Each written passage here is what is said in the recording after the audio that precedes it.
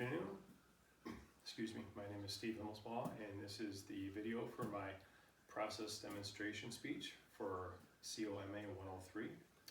Today I'm going to demonstrate for everybody how to properly hold and swing a golf club. So for those that aren't familiar with golf, this is a club known as an iron, commonly used for hitting the golf ball off the ground. The main parts of the golf club are the grip, the shaft, and then the club face, which is used to actually strike the golf ball. So the grip end is thicker than the bottom, the shaft, where the shaft intersects with the club head, and they usually put a rubber grip like this on the end of the club to help you hold on to it and keep it from slipping out of your hands during the golf swing. So the first steps in swinging a golf club properly are to grip it properly.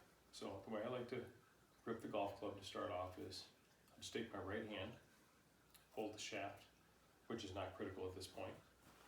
Start the grip with my left hand on the grip itself by holding the club head with the club out in front of me, with the club head pointing straight to the sky, which ensures that the club face is square once I take my grip.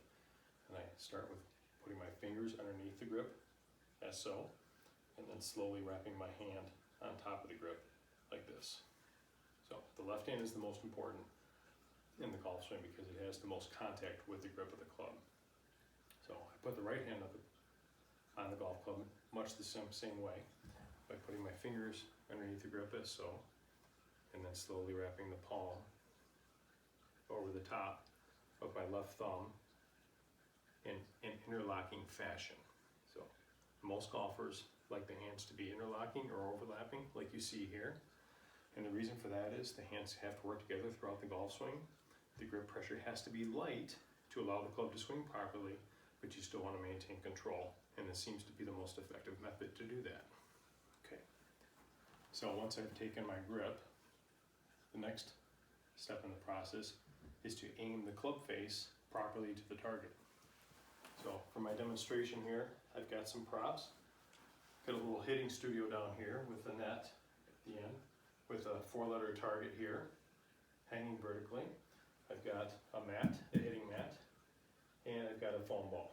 So can't use a real golf ball down here because I don't have a lot of ceiling space, and I want to be careful that I don't break anything in case I miss-hit the shot, which happens from time to time. So back to aiming the club face. So my target is going to be the 4 letters on the net here that you see.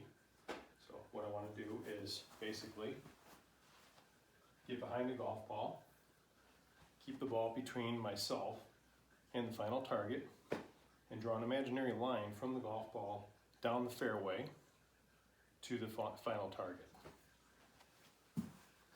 So once I do that, I pick an intermediate spot just about a foot or two in front of the golf ball, which in this case is this white tee, and that's what I actually use to aim the club face to. It's very difficult when you're on a golf course to aim the club face properly at a target that might be 200 yards down the fairway. So I always try to pick an intermediate target between the ball and the ultimate target. So the face is the first thing you're going to aim at the target. So I place the club head down behind the golf ball like this, take my grip that I showed you earlier, and make sure that the face is lined up properly to that intermediate target, which in turn is lined up to the ultimate target. From there, the next step is the stance. I got my grip, I got my aim, I take my stance, I put the golf ball between my feet. With an iron, you want to strike down on the golf ball, so you're going to put it a little bit closer to the middle of your stance.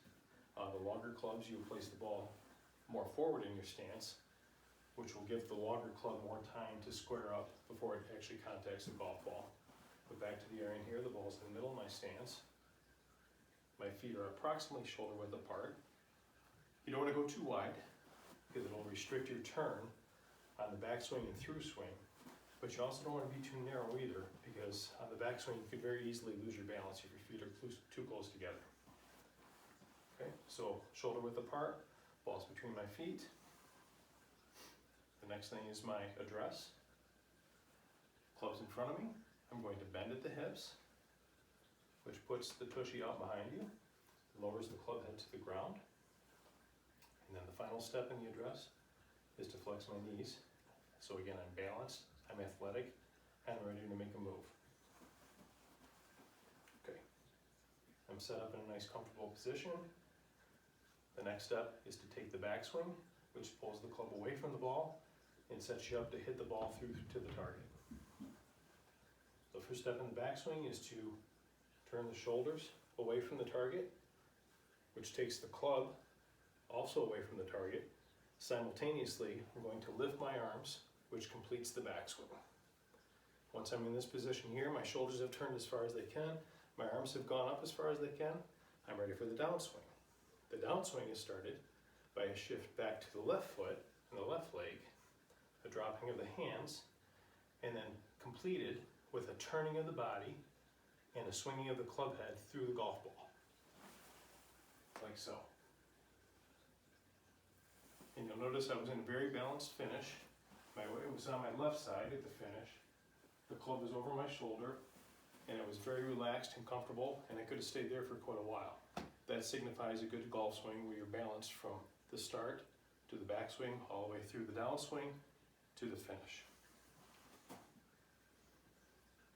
So I'll demonstrate face on, just to give you a better perspective, and put all the steps in place. Grip, aim, stance, address, backswing, downswing, turn, and finish. Let me demonstrate hitting an actual golf ball for you. Put it all together.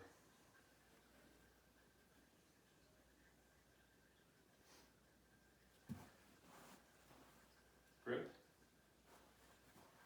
aim, stance, address, backswing, through swing, and finish. Hopefully I hit a decent shot. I'll have to play it back and check, but that's my demonstration for today. And thank you for your attention, and have a great day.